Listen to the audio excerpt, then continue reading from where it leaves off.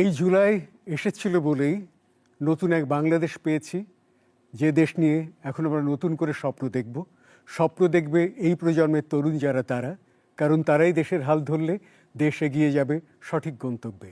যখন চারিদিকে মৃত্যু আর মৃত্যু, লাশ আর লাশ, যখন দিকে দিকে টগবগে বিক্ষোভ, বিস্ময়, প্রতিরোধের উত্তাপে ফুটন্ত বিপ্লব, সেই জুলাই বিপ্লবের আগুন ঝরা দিন, হৃদয় নিংড়ানো রঙের আঁচড়ে তখনই জন্মালো গ্রাফিতি। এমন এঁকেছে কি পৃথিবীর কোনো বিপ্লবের তুলি? ঢাকার প্রতিটি দেয়াল গ্রাফিতির এক একটি বর্ণিল পৃষ্ঠা, প্রতিবাদ বিক্ষোভের বিশাল ক্যানভাস, হৃদয়গ্রাহী স্লোগান, কবিতার বারুদ যেন কোটি কণ্ঠের সমস্বর। বৈষম্যহীন আন্দোলনের এক শিল্পিত রূপ।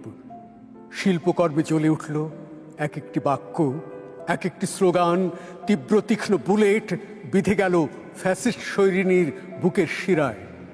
আগ্নেয়াস্ত্র পরাজিত এসব গ্রাফিতির রেখার কাছে। রাজপথের দেয়াল, প্রাসাদের পাঁজর এবং পিচপথের কালো দেহে গ্রাফিতির সমগ্রতায় জড়ানো সাহসের প্রাণ। চোখ উল্টিয়ে জগৎবাসী দেখল দুনিয়ার গ্রাফিতির রাজধানী বাংলাদেশ। এ এক নতুন গল্প, নতুন পাণ্ডুলিপি। প্রথম দেখা পিচ ঢালা রাস্তায়, রাজপথে, তারপর দেয়ালে দেয়ালে, সর্বত্র, এমনকি ছাত্র যুবাদের বুকে পিঠে মুখেও গ্রাফিতি উৎসব। প্রাণের সবটুকু ঢেলে মিটিয়ে দিতে চাইল স্বৈরাচারীর নৃশংস পদভার। মানুষের বুক থেকে ক্ষোভ লাফিয়ে উঠল দেয়ালে, প্রাসাদের পাঁজরে, পথে প্রান্তের শরীরে, বিপণী বিতানের শাটারে। এক একটি মুখ যেন এক একটি তিতুবীর, এক একটি বালক যেন এক একজন মোহাম্মদ বিন কাসিম, এক একজন যুবক, এক একজন খানজাহান শাহজালালের পাগড়ির ভেতর থেকে যেন বেরিয়ে এলো বীরত্বের নিশান।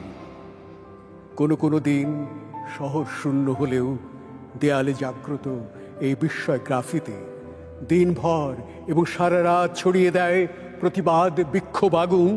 জগতে প্রতিবাদের ইতিহাসে এক নতুন হাতিয়ার। পৃথিবীর চোখ থেকে উড়ে এলো বিস্ময়। তরুণ বিপ্লবীর অবিশ্বাস্য সাহসী উচ্চারণ, পেছনে পুলিশ, সামনে স্বাধীনতা। সহসা কেঁপে উঠল বাংলাদেশের বুক, এবং একটি মাস তার শরীর ছাড়িয়ে দীর্ঘ হয়ে উঠল ৩৬ জুলাই। হেসে উঠল গ্রাফিতির আনন্দে। এমন বিস্ময় জাগানিয়া বিপ্লবের সচিত্র উত্তাপ একবারই দেখল পৃথিবী। কবিতা গানে গ্রাফিতি হলেন নজরুল। কারারই লৌহ কপাট ভেঙে ফেল কররে লোপাট, রক্ত জমাট শিকল পূজার পাষাণ বেদী, এবং আরো নজরুলীয় বুলেট, দুর্গমগিরি কান্তার উমর দুস্তর পারাবার, লঙ্ঘিতে হবে রাত্রি নিশীথে যাত্রীরা হুঁশিয়ার, কিংবা বলবীর বল চির উন্নত মমশির। এবং এভাবেই কবিতার প্রতিটি পংক্তিতে ছিন্ন ভিন্ন হলো পাষাণীর বুক। কবিতা হয়ে উঠল জগতের ফ্যাসিস্ট পতনের নান্দনিক হাতিয়ার। প্রতিবাদ, প্রতিরোধ এবং হৃদয় চেরা ধ্বনি আঁকা গ্রাফিতির দেয়াল, ফ্যাসিস্ট সৈরিনীর মরণ চিহ্ন, তার সমস্ত বাণীবচন এবং ষড়যন্ত্রের জাল মুহূর্তে মুছে দেবার অনন্য রং। প্রতিটি গ্রাফিতে তার পালিয়ে যাওয়ার ভয়ঙ্কর নোটিশ। গ্রাফিতির মতো এমন অস্ত্র আমি আর দেখিনি।